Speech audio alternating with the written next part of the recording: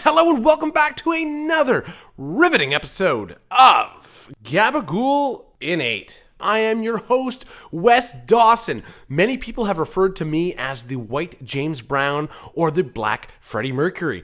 I don't understand either reference, but I will gladly take the honor of being compared to these two legends, these titans of music. But allow me to get to the main purpose of this podcast.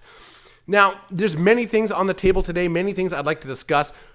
We're going to talk about big companies, big waste, and recycling. Yes, everybody's favorite activity is rinsing out peanut butter containers and trying to get all that brown crud out.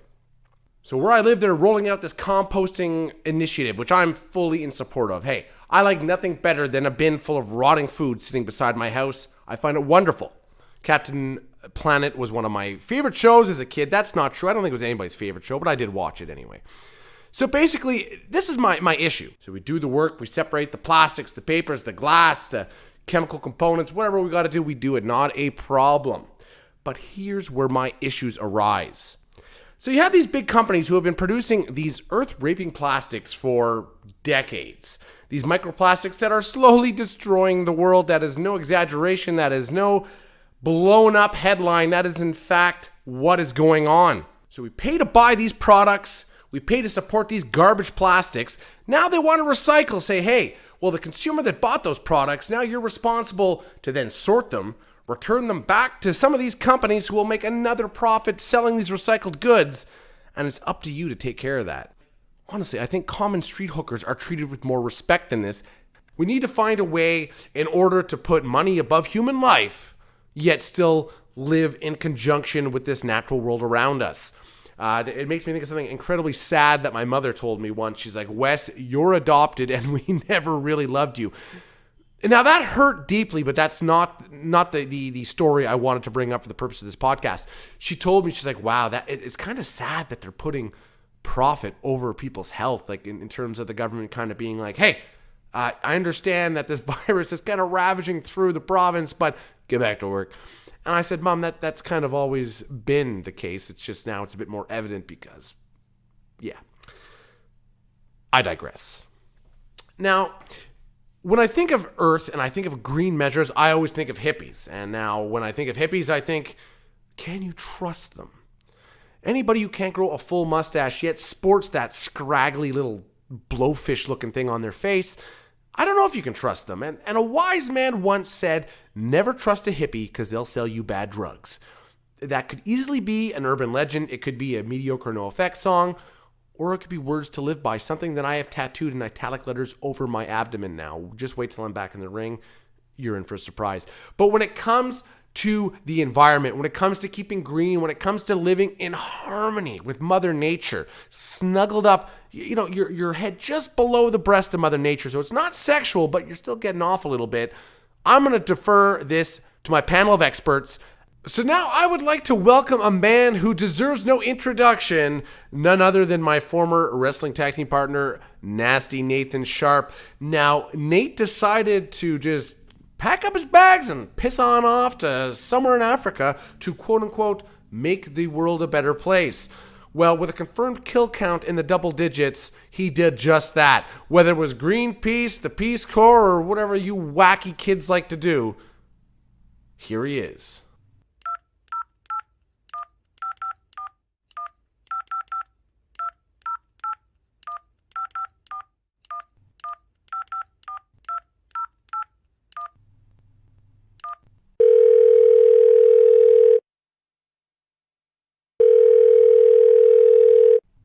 Nasty Nate, this is Wes Dawson. How are you?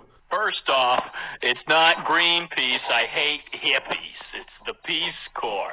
But we're not hippies. We kill people. But I thought it was for peacekeeping.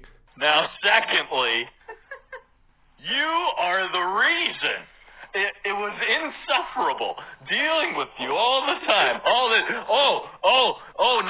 Nate, this is what's going on here. Oh my gosh.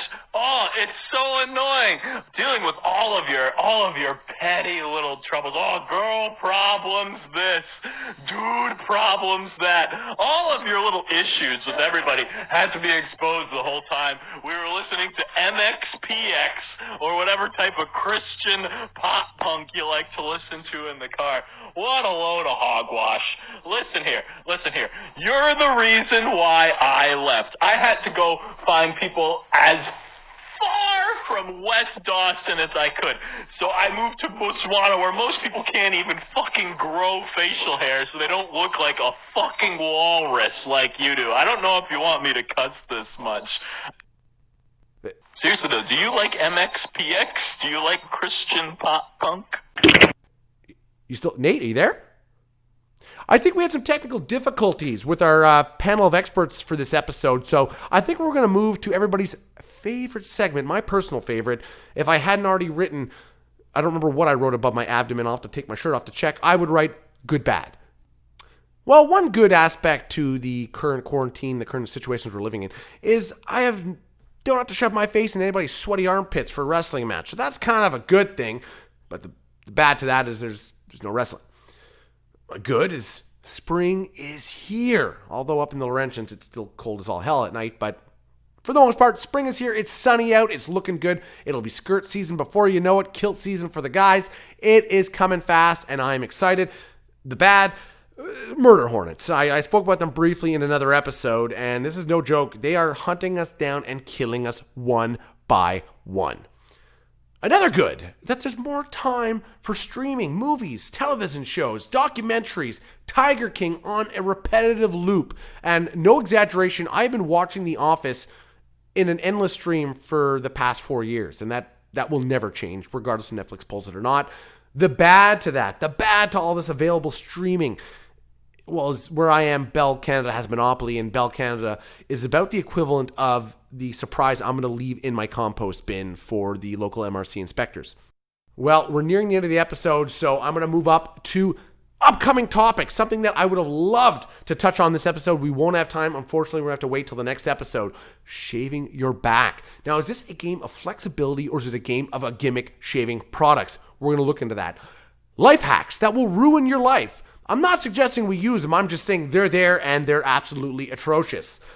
Tide Pods. Is it still cool to eat them? Toast mixed with avocado. Like how do you consume this in the modern world? Was it ever cool to do so? Were the people that were eating Tide Pods fully deserving of any negative health ramifications that came their way? I'll answer that now. Yes. And the last subject will be snow. Is this a climactic phenomenon? An illusion from the Matrix? Or Satan's dandruff? We'll find out in the next episode of Gabagool in 8. I'm Wes Dawson. Thank you so much, and I'll catch up with you around the bend.